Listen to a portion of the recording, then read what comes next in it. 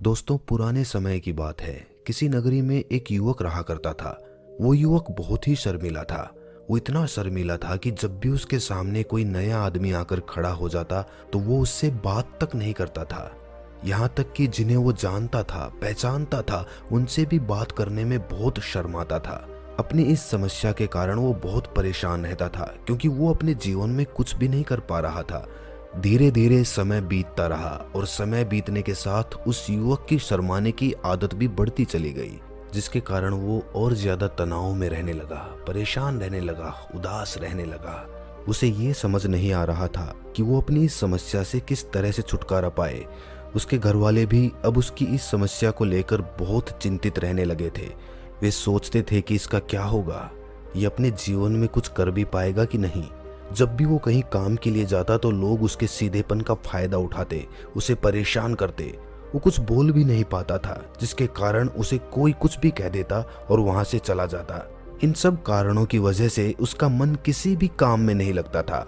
वो हर काम को कुछ ही दिनों में छोड़ दिया करता। उसके मन में बहुत कुछ चल रहा था। उसके मन में विचारों के तूफान उठ रहे थे। वो बहुत कुछ कहना चाहता था, अपने विचारों को दूसरों के सामने रखना चाहता था, लेकिन अपनी इस आदत के कारण वो किसी से कुछ भी नहीं कह पाता था। वो अंदर ही अंदर घुटता जा रहा था। सारे विचार, सारी बातें उसके मन पर हावी हो रही थी, लेकिन वो कभी भी किसी से अपने मन की बात नहीं कहता था। जब वो छोटा बच्चा था तो लोग उसे पसंद करते थे, उसकी इस आदत को लोग सराहते थे। लेकिन जब वो बड़ा हो गया, युवा हो गया, तो यही आदत उसकी परेशानी का कारण बन गई। वो युवक अपनी इस आदत से छुटकारा पाना चाहता था। वो चाहता था कि वो लोगों से अपने मन की बात खुलकर कह पाए। वो जो कुछ करना चाहता है, जो कुछ कहना चाहता है, वो सबसे उसे खुलकर कह सके, कर सके। लेकिन जब भी कोई दूसरा उसके सामने आता तो उसकी जुबान मानो खुलती ही नहीं थी। यहाँ तक कि वो अपने माता पिता के सामने भी ठीक से बात नहीं कर पाता था। अपने कुछ मित्रों के अलावा वो अपने मन की बात किसी से नहीं कह पाता था। जब भी वो किसी बात का जवाब देता तो लोग उसकी हंसी उड़ाते, उसका मजाक बनाते। लोग कहते कि आज तो तेरे मुंह में जबान आ गई है। ये समस्या दिन ब दिन बढ़ती चली जा रही थी। एक दिन जब उस युवक को उसके पिता ने दूसरों के सामने शर्मिंदा होता हुआ देखा तो वो बहुत क्रोधित हो गया और अपने बेटे को खरी खोटी सुनाने लगा। उन्होंने उसे इतना डांट दिया कि वो युवा लड़का बहुत ज्यादा उदास हो गया और वहां से बिना कुछ कहे वहां से चला गया। शाम हो चुकी थी और अब तक उनका बेटा घर नहीं लौटा था। माता और पिता दोनों ही बड़े चिंतित थे। वे अपने बेटे को वापस घर पर देखना चाहते थे, लेकिन युवा लड़का तो भागते भागते पहाड़ की चोटी पर जा पहुंचा था। वो वहां से नीचे की ओर झांक रहा था और ईश्वर से कह रहा था, हे भगवान, आपने मुझे ऐसा क्यों बनाया? लोग मेरा मजाक उड़ाते हैं, लोग मेरी हंसी करते हैं। जब मैं इस दुनिया में अपने मन की बात रख ही नहीं सकता, मैं किसी से कुछ कह ही नहीं सकता, तो फिर मैं इस जीवन को जीकर क्या करूंगा? जब भी मैं किसी से कुछ कहने की कोशिश करता हूं तो लोग मेरा मजाक बनाते हैं, मेरी हंसी उड़ाते हैं। यहाँ तक कि वो मुझसे कुछ भी कहकर चले जाते हैं और मैं उनका जवाब नहीं दे पाता। ऐसा जीवन जीकर मुझे क्या हासिल होगा? भला मैं ऐसा जीवन जी ही क्यों रहा हूँ? इसीलिए मैं अपने सवालों के जवाब पाने के लिए तुम्हारे पास आ रहा हूँ। इतना कहकर जैसे ही वो युवक कूदने की तैयारी कर रहा था कि तभी पीछे से एक आवाज सुनाई पड़ी, बेटा, जान देना तो बहुत आसान है, लेकिन इस जान को तुम वापस नहीं पा सकोगे। जैसे ही ये आवाज उसके कानों में पड़ी, वो पीछे मुड़कर देखने लगा। उसने जैसे ही पीछे मुड़कर देखा तो उसने पाया कि एक बौद्ध भिक्षु उसके पीछे खड़े हैं। उन्हें देखकर वो डर सा गया और अपने कदम पीछे खींच लिए और चुपचाप वहां पर खड़ा हो गया। अपनी आदत के कारण वो उनसे बात नहीं कर पा रहा था। तभी बौद्ध भिक्षु उस युवक से कहते हैं, बेटा, क्या बात है? आखिर तुम यहाँ पर क्या कर रहे हो?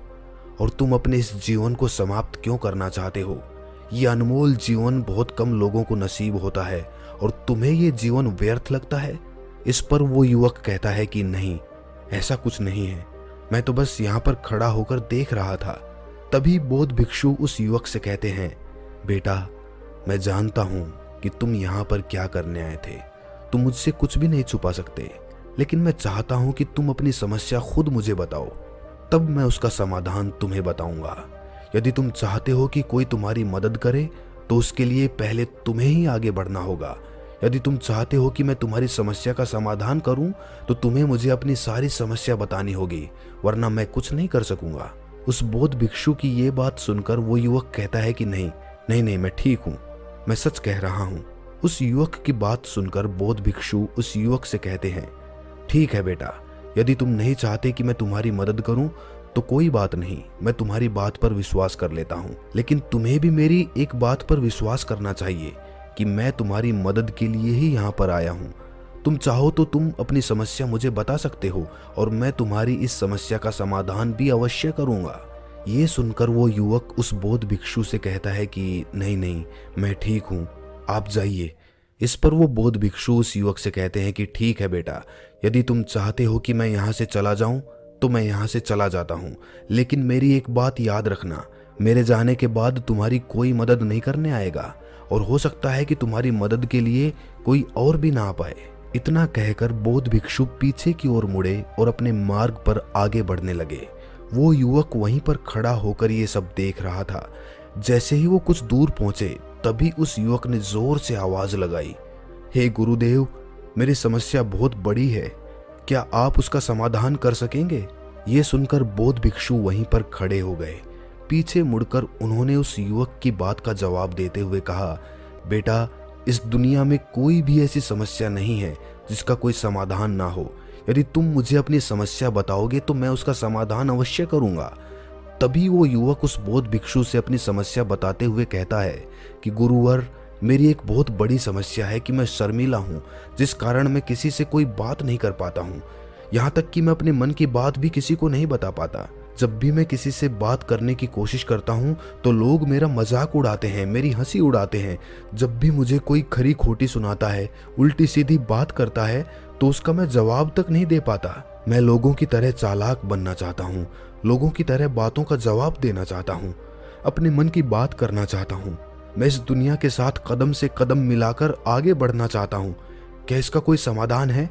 उस भिक्षु ने उस युवक की सारी बातें ध्यानपूर्वक सुनी और फिर जवाब देते हुए कहा कि बेटा, तुम जरूरत से ज्यादा शर्मीले हो। इसका अर्थ ये है कि तुम्हारे अंदर कोई डर है जिसे तुम पहचान नहीं पा रहे हो, जिस कारण उसका समाधान करने में भी तुम असमर्थ हो रहे हो। शर्म करना अलग बात है और डरना अलग है। जब हमारे भीतर डर होता है तब हम कहीं भी किसी से भी कोई बात नहीं कर सकते। हमें चारों तरफ केवल डर ही नजर आता है और हम हर जगह से डरते ही रहते हैं। लेकिन इसे शर्माना नहीं कहते। शर्म तो बस एक हद तक तुम्हें चुप रख सकती है। फिर वो बौद्ध भिक्षु उस युवक से कहते हैं कि बेटा, तुम सबसे अधिक किससे शर्माते हो? युवक इसका जवाब देते हुए कहता है कि गुरुवर, मुझे अपने पिता से बात करने में बहुत शर्म आती है, मैं उनके सामने कुछ बोल भी नहीं पाता। तब वो बौद्ध भिक्षु उस युवक से कहते हैं, अच्छा तो ये बताओ, जब तुम अपने पिता से बात कर रहे होते हो या फिर बात करने का प्रयास करते हो तो तुम्हारे मन में कैसे ख्याल आते हैं?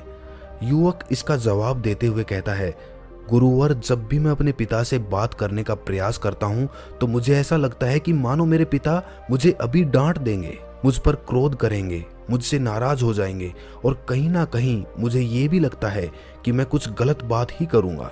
यहाँ तक कि मेरे मन में ऐसे भी ख्याल आते हैं कि शायद मेरे पिता मुझसे प्यार ही नहीं करते। परंतु गुरुवर, आप कहते हैं कि शर्म अलग है और डरना अलग है, तो क्या कोई ऐसा उपाय है जिससे मुझे डर ही ना हो? क्या कोई ऐसा रास्ता है जिससे मेरे अंदर का ये डर खत्म हो जाए, समाप्त हो जाए? कृपया करके मुझे इस समस्या का समाधान बताइए। मुझे अपने इस डर से बाहर निकलना है। मुझे लोगों की तरह अपने इस जीवन को खुलकर जीना है। उस युवक की ये सारी बातें सुनकर वो बौद्ध भिक्षु उस युवक से कहते हैं, जाओ और अपने पिता से कहो कि मुझे कुछ काम करना है और उसके लिए मुझे आपसे कुछ धन चाहिए। यदि तुम उनसे धन मांगने में कामयाब हो गए तो मैं तुम्हारी समस्या का समाधान अवश्य बताऊंगा। वो युवक ये सुनकर काफी घबरा गया।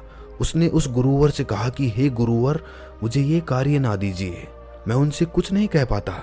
उनके सामने तो मेरी बोलती बंद हो जाती है, मैं भला उनसे धन कैसे मांगूंगा? ये बात सुनकर बौद्ध भिक्षु उस युवक से कहते हैं कि तब तो तुम्हारी समस्या का कोई समाधान नहीं है और ना ही तुम कभी भी अपने जीवन को खुलकर जी पाओगे।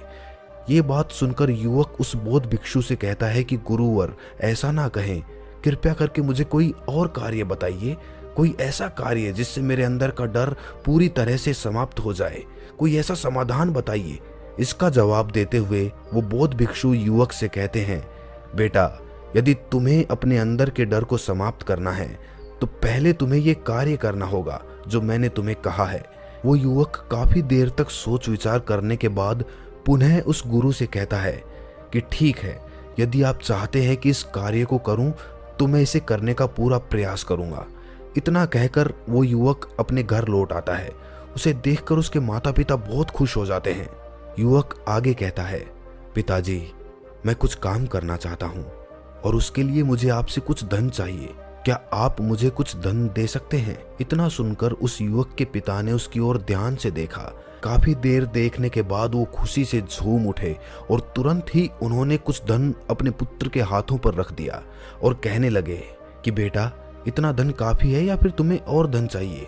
इसके जवाब में वो युवक अपने पिता से कहता है कि नहीं नहीं पिताजी, इतना काफी है, मैं इतने में काम चला लूंगा। वो युवक उस धन को लेकर तुरंत दौड़ा हुआ उस बौद्ध भिक्षु के पास पहुंच जाता है। उस धन को दिखाते हुए वो कहता है कि गुरुवर, जैसा आपने कहा था, मैं धन लेकर आपके पास आ चुका हूँ। मैंने अपने पिता से धन मांग लिया है, अब मुझे मेरी समस्या का समाधान बताओ। तभी बौद्ध भिक्षु उस युवक से कहते हैं, अरे इतनी जल्दी क्या है, अभी तो तुम्हें मेरे लिए एक और काम करना है, तब मैं तुम्हें तुम्हारी समस्या का समाधान अवश्य बताऊंगा। और यदि तुम मेरे लिए इस कार्य को पूरा नहीं कर सके तो मैं तुम्हें कभी भी तुम्हारी समस्या का समाधान नहीं बताने वाला। ये सुनकर वो युवक उस बौद्ध भिक्षु से कहता है कि गुरुवर, अभी तो मैंने आपके लिए एक काम किया है, अभी आप मुझे एक और काम करने के लिए कह रहे हैं। तब वो बौद्ध भिक्षु उस युवक से कहते हैं कि हाँ, तुम्हें मेरे लिए एक और काम करना होगा। वो युवक एक बार फिर से काफी देर सोच विचार कर उस बौद्ध भिक्षु से कहता है कि अच्छा ठीक है, बताइए अब मुझे क्या करना है। इसके जवाब में बौद्ध भिक्षु उस युवक से कहते हैं कि जाओ और ये धन जो तुमने अपने पिता से मांगा है, इस धन को वापस अपने पिता को लौटा दो। और साथ साथ ये भी कहना कि पिताजी, मैं अभी काम नहीं करना चाहता, लेकिन जब समय आएगा तो मैं आपसे ये धन वापस ले लूंगा और उससे अपना काम पूरा करूंगा। ये बात सुनकर वो युवक ऊपर से नीचे तक कांप गया और कहने लगा कि गुरुवर, आप मुझे कोई और काम सौंप दीजिए, मैं उसे जरूर करूंगा, लेकिन अब यदि मैं धन लेकर वापस गया तो वो क्या सोचेंगे मेरे बारे में? मैं तो शर्मिंदा हो जाऊंगा उनके सामने। इसीलिए गुरुवर, कृपया करके मुझे कोई और काम दे दीजिए। तभी बौद्ध भिक्षु उस युवक से कहते हैं कि बेटा, जो काम मैंने तुम्हें सौंपा है, तुम्हें उसी कार्य को पूरा करना होगा, अन्यथा तुम्हारी समस्या का समाधान मैं तुम्हें नहीं बताने वाला। काफी देर सोच विचार करने के बाद वो उस बौद्ध भिक्षु से कहता है कि ठीक है गुरुवर, मैं वापस जाता हूँ और ये धन वापस अपने पिता को देकर आपके पास आता हूँ। वो तुरंत दौड़ा दौड़ा अपने पिता के पास वापस लौटा। उसने अपने पिता से कहा कि पिताजी, मैं ये धन अभी नहीं लेना चाहता, अभी ये धन मुझसे वापस ले लीजिए। जब मुझे कोई काम पड़ेगा तो मैं आपसे ये धन वापस ले लूंगा। उसके पिता ने उस युवक की तरफ घूर कर काफी देर तक देखा और फिर मुस्कुराते हुए कहने लगे, बेटा, मैं समझता हूँ कि किसी भी काम को शुरू करने से पहले हमें उसके बारे में जानकारी इकट्ठी करनी चाहिए। उसके बारे में समझना जरूरी है। कब क्या कैसे करना है, इसके बारे में हमें पूरी जानकारी लेनी चाहिए। कोई भी काम ऐसे ही नहीं शुरू किया जाता, उसमें हम सफल भी होंगे या नहीं, इसका भी अनुमान हमें लगाना पड़ता है। और जब तक हम सभी तरह की जानकारी प्राप्त नहीं कर लेते, तब तक हमें धन नहीं लगाना चाहिए। मुझे बहुत खुशी है कि तुमने सही निर्णय लिया है। जब तुम्हें ये समझ में आ जाए कि जो कार्य तुम करने जा रहे हो वो तुम्हारे लिए उचित है, तब तुम चाहोगे तो मैं तुम्हें ये धन वापस लौटा दूंगा। युवक अपने पिता से ये सारी बातें सुनकर मन ही मन बहुत प्रसन्न हुआ। उसने इसकी तो उम्मीद भी नहीं की थी कि उसके पिता हंसकर उसे सारी बातें समझाएंगे। वो मन ही मन ये सब सोच ही रहा था कि तभी उसके पिताजी उसके और करीब आए और अपने उस युवा बेटे को गले से लगा लिया। जैसे ही उसके पिता ने उस युवक को गले से लगाया, उसको बहुत अच्छा महसूस हुआ। उसका आत्मविश्वास, उसका हौसला और ज्यादा बढ़ता चला गया। उसके बाद वो युवक पुनः उस बौद्ध भिक्षु के पास लौटा और कहने लगा कि गुरुवर, जैसा आपने कहा था मैंने बिल्कुल वैसा ही किया है। मैंने धन अपने पिता को वापस कर दिया है। अब तो कृपया करके मुझे मेरी समस्या का समाधान बता दीजिए। तभी बौद्ध भिक्षु उस युवक की तरफ देखकर मुस्कुराते हैं और उस युवक से कहते हैं कि बेटा, इतनी जल्दी क्या है, अभी तो तुम्हें मेरे लिए एक और काम करना पड़ेगा। वो युवक कहता है कि महाराज, आप आखिर मुझसे बार बार इस तरह से काम क्यों करवा रहे हैं? क्या आपके पास मेरी समस्या का कोई समाधान है भी या नहीं? कहीं आप मुझे बेवकूफ़ तो नहीं बना रहे? जिस तरह से दूसरे लोग मुझे बेवकूफ़ बनाते हैं, क्या आप भी मेरे साथ वही नहीं कर रहे हैं? आपने कहा था कि जाओ अपने पिता से पैसे मांग कर लाओ। मैंने पैसे मांगे, फिर आपने कहा कि पैसे वापस लौटा दो, मैंने वापस लौटा दिए। अब आप कह रहे हैं कि मैं आपके लिए एक और काम करूं? नहीं, ये मुझसे नहीं होगा। तभी बौद्ध भिक्षु उस युवक की तरफ देखकर मुस्कुराते हैं और कहते हैं कि बेटा, बस ये आखिरी काम है और ये बहुत आसान भी है। तुम जैसे ही इस कार्य को पूरा करोगे, मैं तुम्हें वचन देता हूँ कि मैं तुम्हारी समस्या का समाधान तुम्हें अवश्य बताऊंगा। इस पर वो युवक फिर से एक बार सोच विचार करता है और उस बौद्ध भिक्षु से कहता है कि ठीक है, लेकिन ये आखिरी काम है जो मैं आपके लिए करूंगा, बताइए मुझे क्या करना है। तब बौद्ध भिक्षु एक मूर्ति निकालकर उस युवक के हाथ में थमा देते हैं। वो मूर्ति दिखने में बहुत ही साधारण सी थी, लेकिन वो बौद्ध भिक्षु उस युवक से कहते हैं कि बेटा, तुम्हें इसे बाजार में लेकर जाना है, इसे बेचना है और इसके बदले में तुम्हें 50 सोने के सिक्के लेकर आने हैं। जब तुम ये करने में सफल हो जाओगे, तभी मैं तुम्हारी समस्या का समाधान तुम्हें बता पाऊंगा। वो युवक उस मूर्ति को अपने हाथ में लेकर बड़े गौर से देखता है और उस बौद्ध भिक्षु से कहता है कि हे गुरुवर, ये तो बड़ी साधारण सी मूर्ति है, मानो मिट्टी की बनाई गई हो। इसके लिए भला 50 सोने के सिक्के मुझे कौन देगा? कहीं आपका दिमाग तो खराब नहीं हो गया है? इसके 1-2 सोने के सिक्के मिल जाए वो तो बहुत बड़ी बात है, लेकिन इसके लिए 50 सोने के सिक्के कौन देगा? तभी बौद्ध भिक्षु उस युवक से कहते हैं कि बेटा, मैंने जो तुम्हें काम सौंपा है, यदि तुम उसे पूरा करोगे तभी तुम्हें तुम्हारी समस्या का समाधान मिल पाएगा, अन्यथा तुम चाहो तो अपने घर लौट सकते हो, फिर से वही अपने पुराने जीवन में जहां लोग तुम्हारा मजाक बनाते हैं, लोग तुम्हें डराते हैं, सताते हैं। मैं तुम्हें यहां अपने डर को निकालने में तुम्हारी मदद कर रहा हूं। मेरे द्वारा बताए गए काम कर करके तुम अपने डर को धीरे धीरे दूर कर पाओगे। मेरा ये काम पूरा कर दो, फिर तुम्हें सब समझ आ जाएगा। वो युवक उस बौद्ध भिक्षु की बात सुनकर मन ही मन ये विचार करता है कि मुझे तो मेरी समस्या का समाधान किसी भी हालत में चाहिए। इसीलिए वो उस मूर्ति को उठाकर बाजार की ओर चल पड़ता है। बाजार पहुंचकर वो एक जगह चुपचाप उस मूर्ति को लेकर खड़ा हो जाता है और इंतजार करने लगता है कि कोई आएगा और उसे उस मूर्ति के बारे में पूछेगा, और तब वो उस मूर्ति के लिए 50 सोने के सिक्कों की मांग करेगा। देखते ही देखते काफी समय बीत गया, लेकिन अभी तक उसके पास कोई भी आदमी नहीं आया था। उसने अपने आसपास देखा तो लोग चिल्ला चिल्ला कर अपने सामान को बेच रहे थे, जोर जोर से आवाज लगा रहे थे। उसने भी सोचा कि यदि मुझे अपनी इस मूर्ति को बेचना है तो मुझे भी जोर जोर से आवाज लगानी चाहिए। उस युवक ने चिल्लाना शुरू कर दिया, लेकिन वो इतनी जोर से नहीं चिल्ला रहा था। उसकी आवाज उसे खुद भी सुनाई नहीं दे रही थी, तो भला उसकी आवाज को दूसरे कैसे सुनते, जिस कारण कोई भी आदमी उसे खरीदने के लिए उसके पास नहीं आया। धीरे धीरे शाम का समय हो चुका था और उस आदमी को ये डर था कि कहीं वो बौद्ध भिक्षु वहां से चला ना जाए, अन्यथा उसे अपनी समस्या का समाधान कौन देगा। ये सोचकर उसने जोर जोर से आवाज लगानी शुरू की कि 50 सोने के सिक्के में ये मूर्ति ले लो। उसकी आवाज सुनकर लोग उसके पास आने लगे और उससे ये सवाल करने लगे कि इस मूर्ति में ऐसा क्या है जो तुम इसके लिए 50 सोने के सिक्के मांग रहे हो? इसके अंदर ऐसा कुछ तो खास होगा ही। युवक काफी देर तक सोच विचार करने के बाद कहता है कि नहीं नहीं, मुझे नहीं पता, मैं तो बस ये मूर्ति यहाँ पर बेचने आया हूँ। तभी उसमें से एक युवक उस युवक से कहता है, अगर ऐसी बात है तो इस मूर्ति को कोई नहीं खरीदने वाला।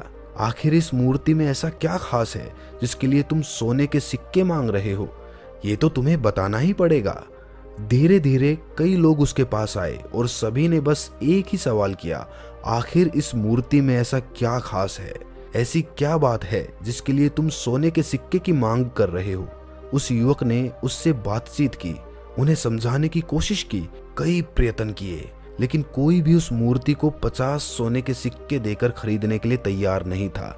वो निराश हो गया, उसे कुछ समझ नहीं आ रहा था कि वो क्या करे। तभी बाजार में उसने देखा कि कुछ लोग अपने सामानों की खासियत बता रहे हैं, उसे बेचने के लिए उसकी खास खास बातों के बारे में लोगों को समझा रहे हैं। ये देखकर उसने भी सोचा कि मुझे भी इस मूर्ति की कुछ खासियत लोगों को बतानी चाहिए। उसने फिर एक बार जोर से आवाज लगानी शुरू की, समस्या का समाधान निकालने वाली मेरी गुरु की इकलौती मूर्ति, जो इस दुनिया में केवल एक ही है, जिसके पास भी ये मूर्ति होगी उसके घर में कोई समस्या नहीं होगी। ये मूर्ति उस समस्या का समाधान अवश्य करेगी। ये सुनकर लोग उसके पास पहुंचने लगे और उससे ये सवाल करने लगे कि क्या सच में ये मूर्ति जिसके पास होगी उसके पास कोई समस्या नहीं आएगी? क्या सच में ये सभी समस्याओं का समाधान करती है? इसका जवाब देते हुए वो युवक कहता है कि हाँ, ये सभी समस्याओं का समाधान करती है। अनेक वर्षों तक मेरे गुरु ने इस मूर्ति का ध्यान किया है। इस मूर्ति में अद्भुत शक्तियां हैं। मेरे गुरु ने जो भी अपने जीवन काल में आध्यात्मिक शक्तियां प्राप्त की, वो सब इस मूर्ति के अंदर समाहित है, क्योंकि उन्होंने इस मूर्ति का ध्यान किया था। चाहे कोई भी समस्या हो, कैसी भी समस्या हो, कैसी भी परिस्थिति हो, आपको उसका समाधान अवश्य मिलेगा। अगर किसी को मेरी बात पर विश्वास नहीं है तो कोई भी मुझसे इस मूर्ति का दुगना दाम वसूल कर सकता है। अगर ये मूर्ति अपना कार्य नहीं करती है, आपकी समस्याओं का समाधान नहीं करती है, तो ये रहा मेरा पता। मेरे पते पर आकर इस मूर्ति को वापस करके आप इसकी दुगनी कीमत मुझसे वसूल कर सकते हैं। इतना सुनने के बाद अब ये मूर्ति सबको चाहिए थी। उस मूर्ति के दाम लगने लगे। कोई उसे 200 सोने के सिक्के देना चाहता था, कोई 400 सोने के सिक्के, कोई 600। उस मूर्ति की कीमत लगातार बढ़ती जा रही थी। जैसे जैसे लोगों को पता चलता जा रहा था कि ये मूर्ति लोगों की समस्याओं का समाधान करती है, लोग उसे किसी भी कीमत पर खरीदने के लिए तैयार हो गए थे। अब वो युवक आत्मविश्वास के साथ और जोर से चिल्ला रहा था, लोगों को उस मूर्ति के बारे में समझा रहा था। अब उसके मन में कोई डर नहीं था। वो लोगों को उस मूर्ति के बारे में पूरे आत्मविश्वास के साथ बिना घबराए उस मूर्ति की खासियत बताने में लगा हुआ था, जिसके कारण लोग अब उस पर भरोसा कर रहे थे और वो भरोसा लोगों की नज़रों में नजर भी आ रहा था। जैसे जैसे अंधेरा होता गया, लोगों की भीड़ मानो कम होने का नाम ही नहीं ले रही थी। लोग उस मूर्ति को खरीदना चाहते थे। उस युवक ने जोर से आवाज लगाई कि मुझे क्षमा करें, ये मेरे गुरु की मूर्ति है और मैं इसे बेचना नहीं चाहता। इतना कहकर वो युवक उस मूर्ति को लेकर वापस खाली हाथ लौट आया और उन गुरुवर के पास पहुंचकर कहने लगा कि हे गुरुवर, आपका बहुत बहुत धन्यवाद। इस मूर्ति ने मेरी समस्या का समाधान कर दिया। मुझे समझ में आ गया कि मेरी समस्या क्या थी। हालांकि मैं इसे बेचकर सोने के सिक्के तो आपके लिए नहीं ला सका, लेकिन मुझे मेरी समस्या का समाधान अवश्य मिल गया। आपका बहुत बहुत धन्यवाद। इस बात को सुनकर बौद्ध भिक्षु उस युवक से कहते हैं कि बेटा, मैंने तुम्हारी समस्या का समाधान नहीं किया है, तुमने तो खुद ही अपनी समस्या का समाधान किया है। अपनी समस्या तुमने खुद ही समझ ली है। तुम्हारे मन में हजारों सवाल थे, मैं ये करूंगा तो लोग क्या कहेंगे, मेरे बारे में क्या सोचेंगे, यदि मैं अपना मुंह खोलूंगा तो लोग मेरे पे हंसेंगे, यदि मैंने मुंह खोला तो कुछ गलत ही बोलूंगा। ऐसे बहुत से डर तुमने अपने मन में पाल रखे थे, लेकिन जब इस मूर्ति को बेचने के दौरान तुमने उन हजारों लोगों का सामना किया, उनके सामने खुलकर अपनी बात रखी, उनके सामने खुलकर वो कहा जो तुम्हें कहना था, तो तुम्हारे मन का डर खुद ही समाप्त हो गया। युवक अपने गुरु की बात सुनकर गुरुवर से कहता है कि गुरुवर, आप सही कहते हैं, डर का सामना करने से ही डर खत्म होता है। जितना हम डर के बारे में सोचेंगे, हम उतने ही ज्यादा डरते चले जाएंगे। हम किसी भी काम की शुरुआत नहीं कर पाएंगे। लेकिन अगर हम एक कदम आगे बढ़ा देते हैं तो वो डर हमारे अंदर से खत्म हो जाता है, सारी शंकाएं मिट जाती हैं, सारे सवाल खत्म हो जाते हैं। इसीलिए ये विचार मत करो कि लोग क्या कहेंगे, जो कहते हैं कहने दो, ये सब पीछे छोड़ दो और खुद पर विश्वास करो, क्योंकि दुनिया का काम तो है कहना। तुम अच्छा करोगे तब भी दुनिया कहेगी और बुरा करोगे तब भी कहेगी, लेकिन तुम्हें सिर्फ अपने मन की सुननी है, अपने मन में विश्वास बना कर रखना है। अगर आप किसी ऐसे आदमी को जानते हैं जो खुलकर अपनी बात नहीं रख पाता है, दूसरों के सामने शर्माता रहता है, अपने विचारों में डूबा रहता है, तो ये वीडियो उन लोगों के साथ जरूर शेयर करें। तो मिलते हैं अगली कहानी में, तब तक के लिए अपना ख्याल रखें।